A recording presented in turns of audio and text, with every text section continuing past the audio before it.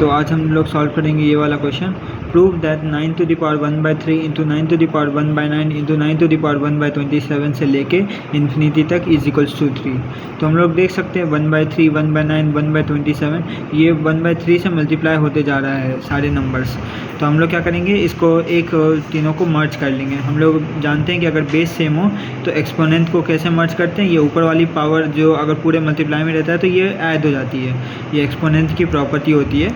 तो इससे हम लोग ऐसा इसको कर सकते हैं टिल इन्फिनिटी। ठीक है, अब हम लोग को ये एक जीपी बनती हुई दिख रही है कि 1/3 1/3 1/3 मल्टीप्लाई हो रहा है। जीपी क्या होता है, कोई भी टर्म जैसे ए है उससे हम लोग सेम नंबर मल्टीप्लाई करते जाते हैं और उसकी जो सीरीज़ बनती है उसको हम लोग जीपी कहते हैं। ये एक नंबर था, उससे हम लोग ने आर मल्टीप्लाई किया, फिर से आर मल्टीप्लाई किया, फिर इसी नंबर में आर मल्टीप्लाई किया, इसको हम लोग जीपी कहते हैं। इसके सम का क्या फार्मूला होता है, a to the power Rn-1 divided by r-1।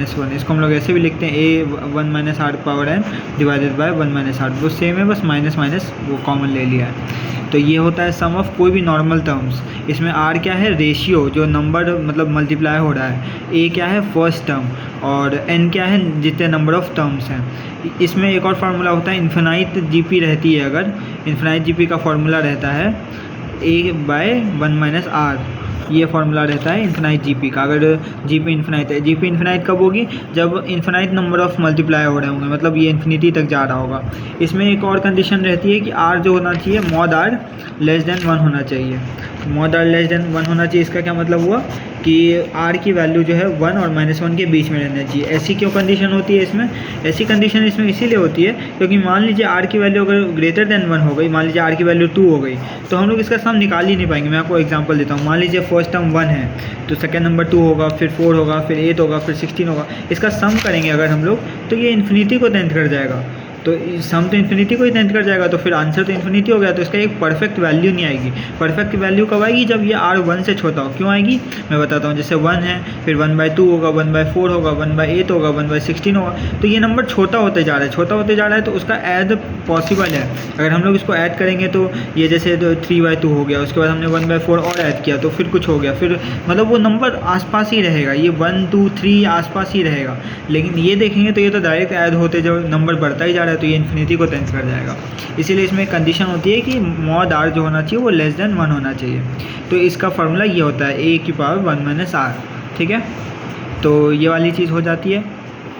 उसके बाद हम लोग इसमें फार्मूला लगाएंगे इन्फिनाइट जीपी का, क्योंकि इन्फिनिटी को जा रहा है। तो a की वैल्यू क्या है 1/3 है फर्स्ट टर्म, 1 - r ये वाला फार्मूला लगाएंगे क्योंकि ये इन्फिनाइट जीपी है। नॉर्मल जीपी होती तो ये वाला लगाते हैं 1 - r। r की वैल्यू क्या होगी, तो r की वैल्यू हम लोग क्या निकालते हैं, ऐसे निकाल सकते हैं, ar था और a था तो ar डिवाइडेड बाई a, तो वैसे ही second term divided by first term, तो 1/9 डिवाइडेड बाय 1/3 1/3। वैसे भी हमने देख लिया कि 1/3 मल्टीप्लाई हो रहा है सब में, तो ये 1/3। ठीक है, और ये इसका ये 9 टू द पावर आ जाएगा। पावर में है ये चीज़ क्योंकि पावर में जीपी बना है, ये बेस में तो 9 कांस्टेंट ही है, तो पावर में आ जाएगा 1/3 डिवाइडेड बाय 2/3। तो ये 3 कैंसिल हो जाएगा और ये बच जाएगा 9 टू द पावर 1/2, जिसका मतलब हो जाता है 3, मतलब 9 का रूट 3। तो हम लोग को 3 यही प्रूफ करना था, यही हमारा आंसर हो गया। Thank you.